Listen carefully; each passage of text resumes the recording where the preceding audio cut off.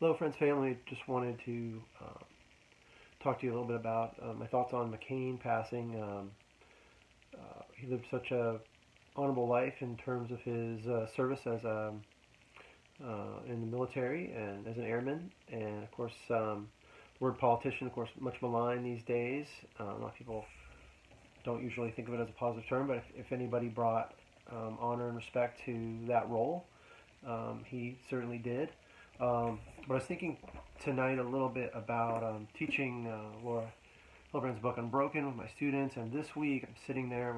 We've gone over the book for 5, 6 weeks now or longer, and one of my students like looks up and he says, "Wait, this is all real? This is nonfiction?" I said, "Yeah, this that story about Louis Zamperini, the 47 days of survival at sea, the unspeakable things that he went through at Ofuna and Kwajalein, it all happened."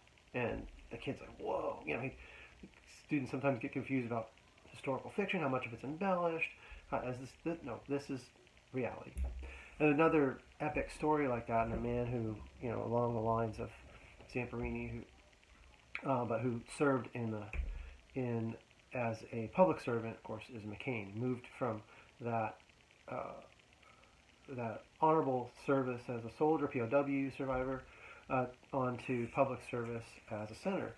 And I was thinking of David Foster Wallace' Up Simba story that he's writing for Rolling Stone during I think it was campaign in the 90s. And of course, it's a piece that my friend Tom Hoffman and I sometimes talk about because it gives you even more respect for McCain as a man in the way that I think Wallace kind of creates this narrative about, are there still politicians for whom you can say that person exemplifies some of the words that are actually coming out of their mouth. And McCain is one of those people. Wallace is focusing on a couple things in the piece. One is this idea of, is this older man going to identify to young voters? And is this candidate, when he talks about causes greater than oneself, is there any substance there? And here's where he kind of breaks off into the Vietnam story. Here's what happened. In October of '67, McCain was himself still a young voter and was flying his 26th Vietnam combat mission, and his A-4 Skyhawk plane got shot down over Hanoi, and he had to eject, which basically means setting off an explosive charge that blows your seat out of the plane, and the ejection broke both McCain's arms and one leg and gave him a concussion, and he started falling out of the sky over Hanoi. Try to imagine for a second how much this would hurt and how scared you'd be. 3 limbs broken and falling toward an enemy capital you just tried to bomb. His chute opened late and he landed hard in a little lake in a park right in the middle of downtown Hanoi. There is still a North Vietnam statue of McCain by this lake today, showing him on his knees with his hands up and eyes scared, and on the pediment the inscription, McCann, misspelled, famous air pilot. Famous air pirate. Imagine treading water with broken arms and trying to pull the life vest toggle with your teeth as the crowd of North Vietnamese men all swim out toward you. There's a film of this. Somebody had a home movie camera, and the NV government released it, though it's grainy and McCain's face is hard to see. The crowd pulled him out and then just about killed him. Bomber pilots were especially hated for obvious reasons. McCain got bayoneted in the groin. A soldier broke his shoulder apart with a rifle butt.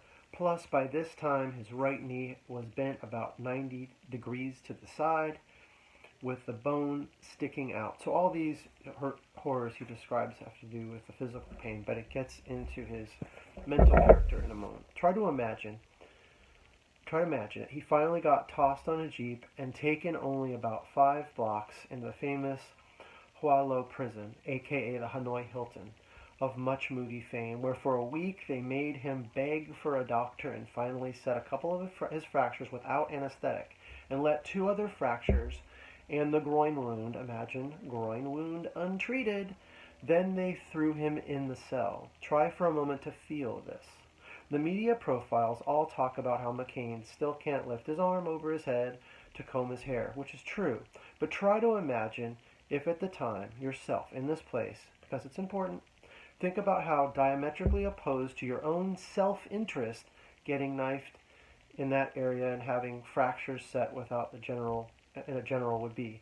And then about getting thrown in a cell to just lie there and hurt, which is what happened. He was mostly delirious with pain for weeks, and his weight dropped to about 100 pounds. And the other POWs were sure he would die. And then, after he'd hung on like that for several months, and his bones had mostly knitted, and he could sort of stand up, the prison people came and brought him to the commandant's office, the closed door, where somewhere they offered him to go. They said he could just leave. It turned out that U.S. Admiral John S. McCain II had just been made head of the naval forces in the Pacific, meaning also Vietnam, and that the North Vietnamese wanted the PR of mercifully releasing his son, the baby killer. As John S. McCain III, now 100 pounds and barely able to stand, refused the offer. Get this, McCain refused the offer. The U.S. Military Code of Conduct for Prisoners of War apparently said that POWs had to be released in the order they were captured, and there were others who'd been in Ho Lao a much longer time, and McCain refused to violate the code. The prison commandant, not at all pleased, right there in the office, had the guards break McCain's ribs, break his arm, knock his teeth out. McCain still refused to leave without the other POWs. Forget how many movie stuff like this has happened. Try to imagine it for real. A man without teeth refusing release. McCain spent 4 more years in the Ho Lao like this, much of the time in solitary, in the dark, in a special closet-sized box called a punishment cell. Maybe you've heard all of this before. It's been in umpteen different media profiles of McCain. It's overexposed truth. Still, though, take a second or two and do some creative visualization and imagine for a moment between John McCain first getting offered early release and his turning it down. Try to imagine if it was you. Imagine how loudly your most basic, primal self-interest would cry out to you in that moment, and all the ways you could rationalize accepting that offer. What difference would one less POW make? Plus, maybe it'd give you the other POWs hope and keep them going. And I mean, 100 pounds, expected to die. Surely the code of conduct doesn't apply to you if you need a doctor, and so forth. And Wallace goes on. He says, "Can you hear it?" And he says, "But see, we do not know how much this man reacted. That he chose to spend 4 more years there, mostly in a dark box, alone tapping messages on the walls to others, rather than violate a code. Maybe he was nuts, but the point is that with McCain it feels like we know, for a proven fact, that he was capable of devotion to something other, more than his own self-interest. So that when he says the line in speeches, now you feel like maybe it's just more than candidate BS. That with this guy, it's maybe the truth, or maybe both the truth. The man does want your vote after all." Anyhow, I think Wallace is pointing out that McCain's genuine. He's the real deal, and I was saddened to hear him pass tonight. Just wanted to read that passage to some of you who hadn't read it before or heard some of the stories or read his biography. If you haven't, he's quite a good man to recall.